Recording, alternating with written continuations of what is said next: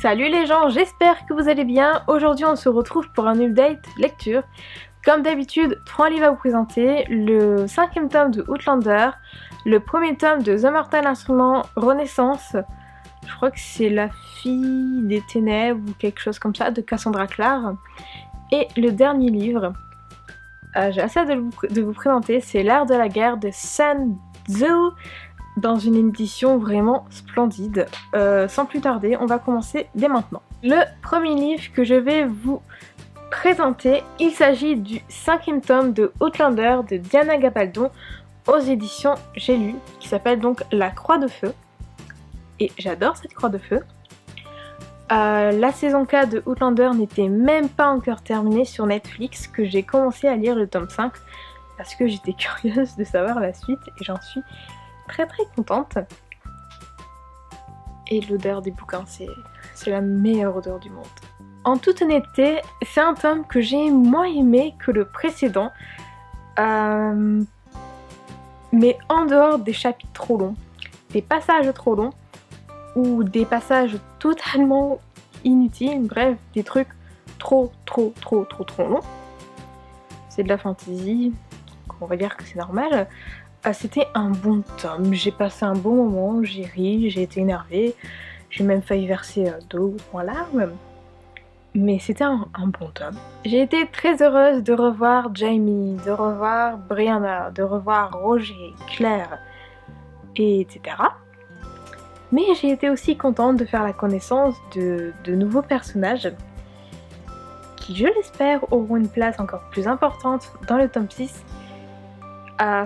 Si vous avez lu le tome 6, vous savez, le tome 5, pardon, vous savez exactement de qui je parle. Sinon, je suis désolée pour vous, mais je n'en dirai pas plus, ça va être un spoiler et je tiens à ma vie, je n'ai pas envie qu'on me tue. Mais voilà, j'ai été très heureuse de faire la connaissance de ces 2 nouveaux personnages. C'est un tome que je trouve est assez compliqué. Enfin, j'ai assez du mal à en parler sans vous dire de spoiler. Je peux juste vous dire que je l'ai bien aimé, certes moins que le précédent, mais je l'ai bien aimé quand même. Donc je vais m'arrêter là, je préfère en dire trop peu que vous dire des spoilers sans faire exprès. Juste si vous avez le temps, je vous conseille de le lire, il a l'air gros, mais franchement, si vous lisez genre 100 pages par jour, c'est faisable de le lire en une semaine quoi. C'est ce que j'ai fait en fait, 100 pages par jour. 100 pages c'est ça. Donc faut avoir le temps de lire les 100 pages. Mais c'est faisable. Ensuite, je vais vous parler de The Mortal Instrument Renaissance, la princesse de la nuit. Princesse des ténèbres, j'étais pas très loin. Donc Cassandra Clare aux éditions Pocket Jeunesse. Et voilà. Donc, franchement, c'est quelque chose que j'aimerais dire à propos de ce livre. C'est que Cassandra Clare, elle a écrit The Mortal Instrument, la saga originelle. Ensuite, elle a écrit Les Origines. Maintenant, elle écrit Renaissance. Elle a écrit encore d'autres trucs. J'ai vu qu'il y avait des trucs genre les chroniques de Vance, de Magnus Vance, je suppose, etc. Et c'est assez dingue que tout ce temps après, elle arrive encore à se renouveler, que ce qu'elle écrit, c'est pas... c'est inlassable, c'est pas ennuyant, c'est pas répétitif. Il y a toujours de nouvelles idées sur un thème qui est toujours le même. Je trouve ça assez incroyable.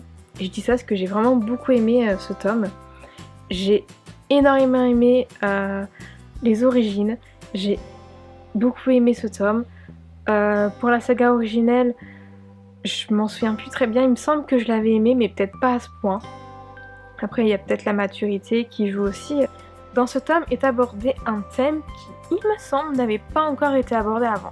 Ou du moins pas aussi profondément, c'est l'amour entre Paradise. On se souvient que dans la première version de la saga, donc celle qui est juste là,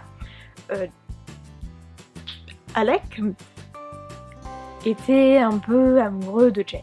Mais il n'y a rien eu de plus en fait. Alors que là, clairement, on nous met clairement dans le thème, on on nous explique que c'est interdit, etc. Je vais pas non plus spoiler. J'ai failli il y a 2 secondes, je me suis retenue. Je vais pas vous spoiler, mais c'est un thème que j'ai vraiment adoré dans ce tome-là, que je trouvais assez novateur. Encore une fois, Cassandra Clare arrive à innover. Et j'ai vraiment tout aimé autour de ce thème-là pendant ce tome. Et j'espère qu'on aura encore 2 ou 3 trucs à propos de ce thème, du nom de ce tome, dans le tome 2. J'évite de trop en dire parce que je n'ai pas envie de spoiler, mais c'est vraiment quelque chose que j'ai bien aimé. Oui, c'est la chose que j'ai retenue de ce tome.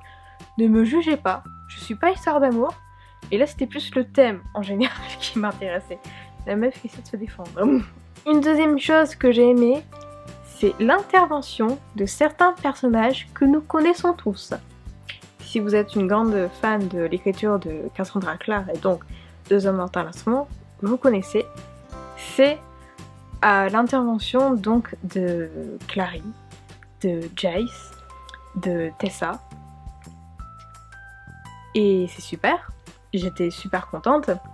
Et j'aimerais terminer sur un truc que je dis, je pense, à chaque tome de The Mortal Instrument que je lis, c'est qu'il y a toujours des thèmes en latin. À un moment où on va avoir 1 ou 2 phrases écrites en latin, et j'adore le lien qui unisse vraiment la saga de The Mortal Instrument, l'autrice et la langue latine, pour faire du latin à l'université et pour galérer un max, mais pour trouver cette langue magnifique. C'est pour ça que, autant aussi suicidaire que je suis, je l'ai repris au second semestre alors que j'ai clairement raté cette matière au premier. Est-ce que je suis suicidaire? Parfaitement. Bref, c'est vraiment quelque chose que j'aime bien, le latin, le rapprochement entre le roman et la langue latine. En bref, c'est un tome que je trouve assez mature, un peu sur la même longueur d'onde que les origines. Pour la saga originale, il me semble qu'elle n'était pas aussi mature que ça, je l'aimais bien, mais je trouve qu'il n'y avait pas autant de maturité. Donc c'est pour ça que je dis que je pense que c'est aussi au fur et à mesure que c'est devenu comme ça. Mais en tout cas, j'ai beaucoup aimé ce tome, et si vous n'avez toujours pas commencé Renaissance, eh bien je ne peux que vous le conseiller. Maintenant, nous allons parler du 3e tome.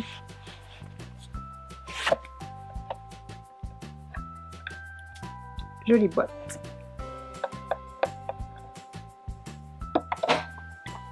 Et joli livre. Oui, il est splendide. Je pense que c'est un livre qu'on ne présente plus, L'Art de la guerre de Sun Tzu, donc aux éditions Guy Trédaniel, éditeur. Donc c'est un livre qu'on ne présente plus. Il s'agit tout simplement de l'art de la guerre, et en fait ce livre, pour ceux qui font la guerre dans le monde, et ben il assure au lecteur clairement de gagner la guerre. S'il respecte absolument tout ce qui est marqué dans le livre, la guerre, il est sûr de la gagner. Et je vais vous en parler dès maintenant. J'ai bien aimé, c'est l'organisation de ce livre. Il est présenté donc par étapes, enfin par chapitre. Par exemple, il y en a un de l'engagement, un autre c'est les manœuvres. Et ensuite, dans chaque chapitre, c'est numéroté, par exemple de 1 à 20. Et il y a toujours quelque chose à côté, comme des obligations à suivre. Donc je vais un peu vous montrer.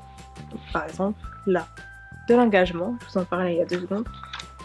Et ensuite, c'est noté un peu comme ça, comme des ordres à suivre. Et je trouve ça assez intéressant. Dans ce livre sont également présentes des images pour illustrer certains propos. Des images qui sont magnifiques, je vais essayer d'un peu en trouver au pif. Je vous les montre vite fait. À la fin du livre, nous avons un chapitre sur l'art de la guerre qui n'est pas écrit par Sun Tzu, donc c'est à partir de là. Donc l'intérêt des stratégies de Sun Tzu dans le monde moderne. Et en fait, on nous parle par exemple de lorsque